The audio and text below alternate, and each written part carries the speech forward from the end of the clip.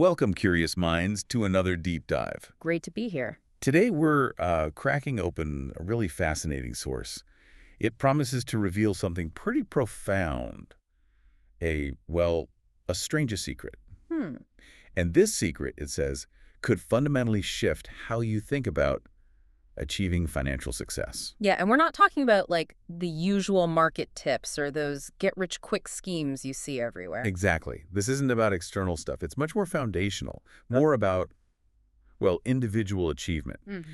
Our mission today is to unpack this idea from the text, The Strangest Secret, Unlocking Financial Success. Right. We want to see what really sets financially successful people apart and, maybe most importantly, figure out how you can apply these insights, like starting now. Okay. Okay, let's unpack this. Indeed. And what's really compelling about this source, I think, is how it challenges those common assumptions we all have about wealth and success. Like what specifically? Well, it argues that the difference between people who get financially secure and those who don't, it's not mainly down to luck or raw intelligence or even, coming from a privileged background. Which is what most people probably think. Probably, yeah. So that begs the question, if it's not those things, then what is the real differentiator? What's the actual secret? Exactly. And the source, it points to a really profound difference. It even has some pretty stark statistics to back it up. Oh, yeah. Yeah, like it mentions studies, I think, from various developed countries, showing that often less than 5% of people actually achieve true financial independence by retirement age. Wow, only 5%? That's sobering. It really is. Think about it. After decades of working, only this tiny fraction really gets there. And the source says this isn't just about, saving a bit more here and there. It's something deeper in how we approach our lives, our careers. Okay. So yeah, we're going to explore what this secret really is and what it means for your own conscious thought and action. Sounds good. So let's dive right into the core problem. The source identifies this widespread lack of financial security. Right, despite people working hard. Exactly. People work hard, they save when they can, they generally try their best, but still, most don't reach that goal. And the interesting part is why. Yes. Because the source doesn't blame like a recession or lack of opportunities. Not primarily, anyway. So it's not the external stuff. No. Yeah. It puts the emphasis squarely on something internal. An almost invisible oversight, it says. Okay, so what is this oversight? Well, connecting it to the bigger picture, the source basically suggests the main reason is it's a fundamental omission. An omission. Yeah. Most people just fail to actively and purposefully think about how to increase their income or their net worth. Purposefully. That's a key word there, isn't it? Absolutely. It's not that the opportunities aren't there necessarily. It's more a lack of deliberate strategic thought and planning aimed specifically at those goals. So people are just going through the motions. Yeah. In a way, yeah. Many operate on autopilot, focusing on their daily tasks, but not consistently asking themselves, okay, how does this actually increase my value, my contribution, and ultimately my net worth?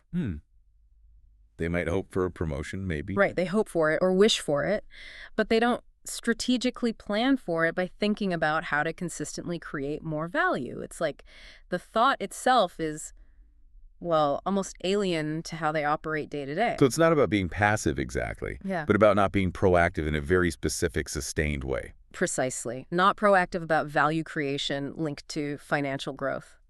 That's such a crucial distinction, isn't it? Because it's easy to want financial success. Like everyone wants it. Of course. But the source seems to be saying mere desire. Well, it just isn't enough. So how does the text differentiate between just wanting it and this purposeful thought and planning? Because I bet a lot of listeners are thinking, hang on, I do think about money. I do want more. Yeah, that's a fair question. And that's really where the secret starts to come into focus. The text emphasizes that, desire is a start, but it's about having a specific, deliberate mental architecture in place. Mental architecture. Yeah. Like a blueprint. Exactly like a blueprint. It means identifying tangible, clear goals, mapping out precisely how you're going to add the necessary value to reach those goals, and then actively visualizing and working towards those outcomes. So it's not just a passing thought. No, not at all. It's a sustained, focused mental effort. It transforms wishes into actual plans and those plans into actions. Like an architect designing a building. Perfect analogy. An architect doesn't just want a beautiful building. They meticulously design it. They blueprint every single step. They oversee the construction. Right. The source argues that the vast majority of people simply don't have this kind of consistent mental blueprint for their financial lives. Wow. So what this means for us then is that the path to success might really be less about what's happening out there and more about our internal processes, the way we consciously choose to think and plan. Taking the reins, really. Taking the reins of our own mental landscape. That's a good way to put it. All right. So if the problem is this lack of deliberate, purposeful planning, what's the solution? What's the path forward? Well, thankfully, the source doesn't just leave us with the problem. Good. It unveils what it calls the strangest secret. And the secret, interestingly, isn't just in the individual pieces, Okay. but in how they connect.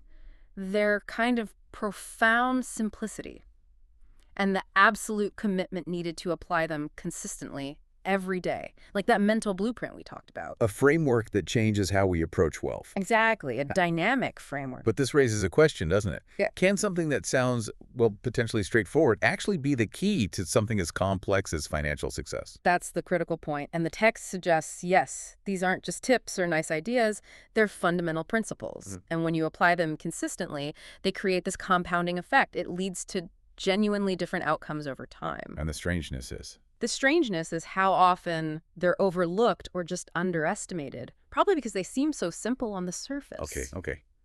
Let's get into it then. The first part of this framework. Right. The source starts by saying, rewards are proportional to contribution. Simple statement. Sounds almost obvious, right? Yeah. But when you really sit with it, the implications, Yeah. it's about seeing that direct link between what you genuinely put in terms of value and what you get out. Yeah, it's not just about clocking in hours. It's about the value you actually bring to the table. And the text emphasizes understanding this principle. Deeply and intentionally, yes. It's about shifting your perspective.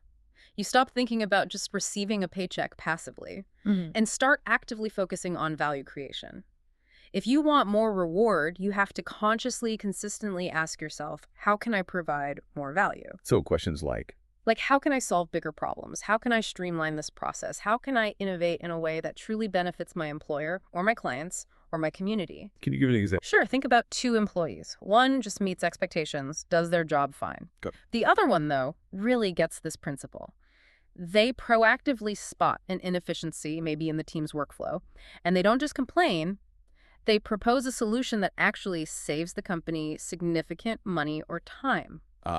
Over time, that second person's reward, whether it's promotion, pay, opportunities, will almost inevitably become proportional to that higher level of contribution they make. That makes perfect sense on paper. But, in the real world, how do we practically measure our contribution?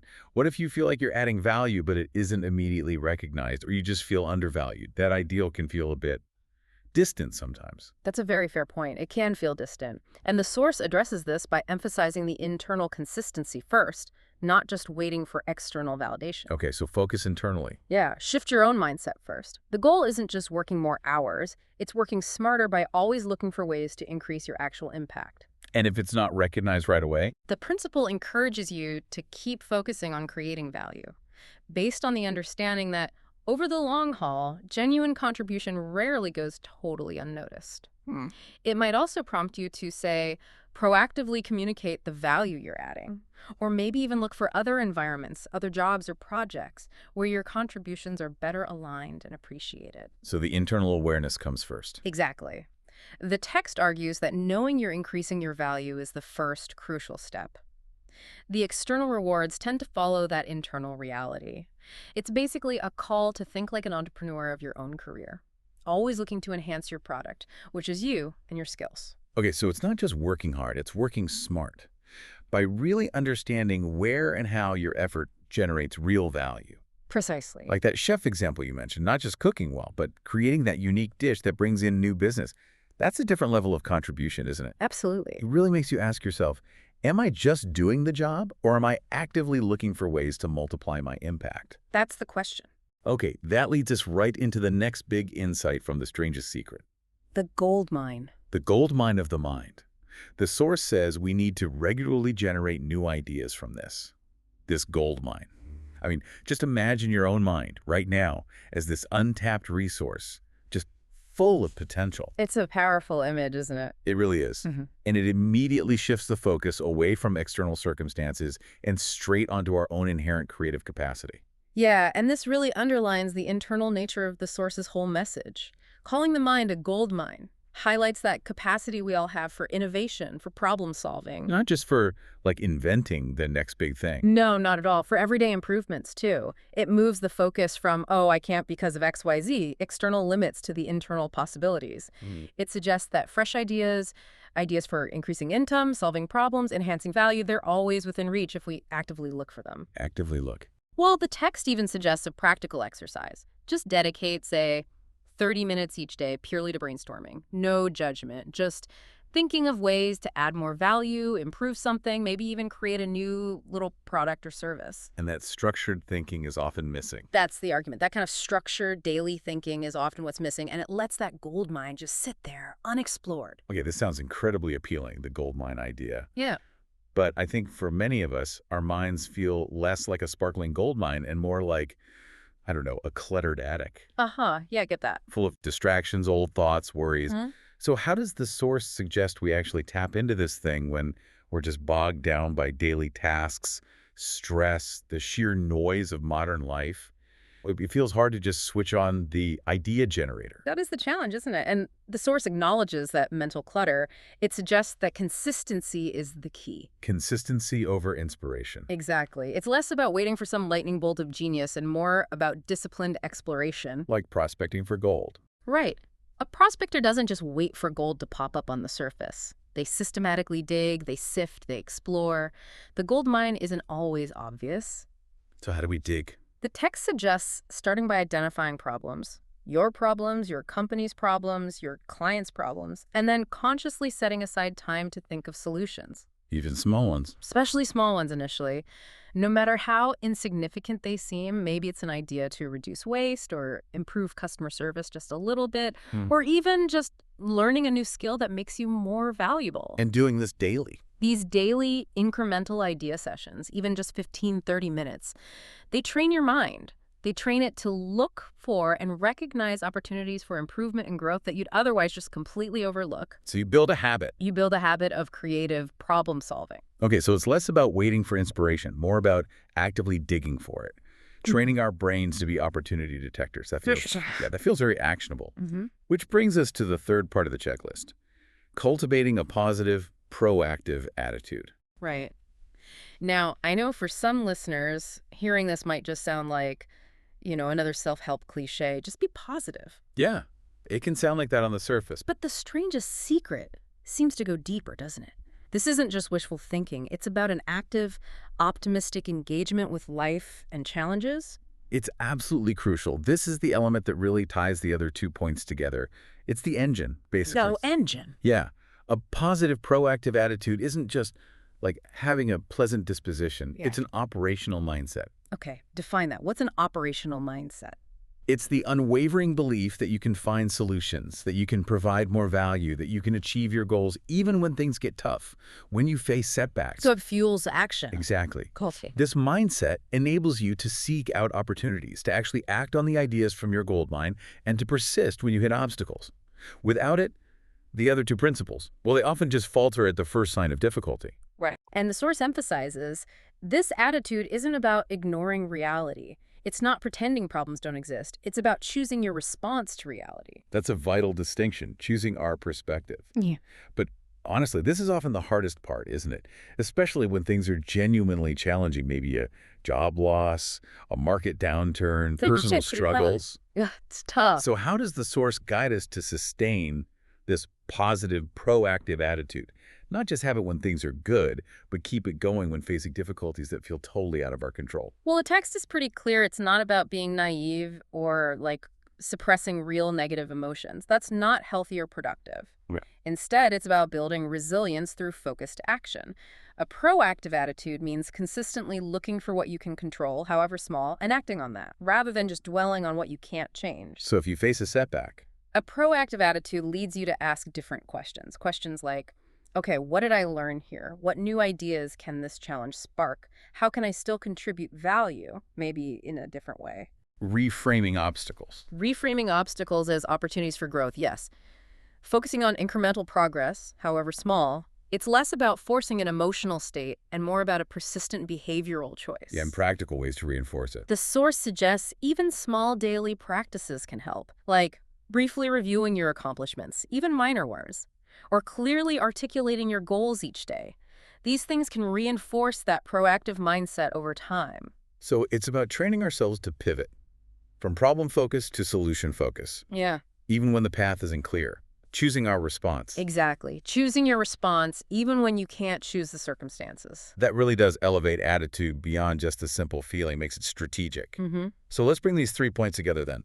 Contribution, the mind is a gold mine, and this proactive attitude, it's not some secret handshake, is it? Yeah, Or some hidden knowledge only a few possess. not at all. It's about a conscious, deliberate, and interconnected approach to how we live and work. That interconnectedness is key. And the real strangeness of this secret, perhaps, isn't that it's complicated, No, but that it's deceptively simple, which maybe leads most people to just overlook its power or maybe struggle with applying it consistently day in, day out. absolutely.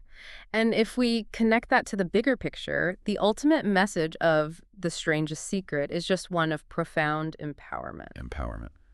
How so? It basically says anyone can change their life, can achieve financial success by consistently applying these principles, by consciously shaping their own thoughts and actions. So it directly pushes back against the idea that success is just predetermined Hmm. or based purely on luck or somehow out of our control. Exactly. It counters all of that. Mhm. It's really a call to intentionality, a Yeah. powerful reminder that your greatest asset isn't your bank balance, it's your mind. Right, that gold mine. That gold mine. There you have it, the strangest secret. It really isn't about what you have initially. It's about how you think and what you do with that incredibly powerful tool between your ears. Mhm. It's about purposeful thought, deliberate planning, understanding that rewards follow contribution, consistently generating those new ideas, and cultivating that positive, proactive attitude. A complete framework. Yeah, our deep dive today, I think, reveals a really powerful framework for taking control, for being the architect of your own financial destiny, as the text suggests. Which really leads to an important question for you, the listener, to consider. What's that? How actively and how purposefully are you currently using your own mental gold mine? Are you consciously using it to generate ideas and shape your actions towards your specific goals?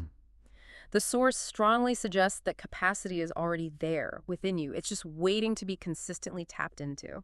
That is definitely something powerful to mull over. Mhm. Maybe think about what one small, purposeful step you could take, maybe even today, to activate your gold mine just a little bit. It's like applying just one of these principles more consistently. Yeah, maybe it's just 5 minutes of brainstorming, or making a deliberate effort to identify how you can add a bit more value in your very next task.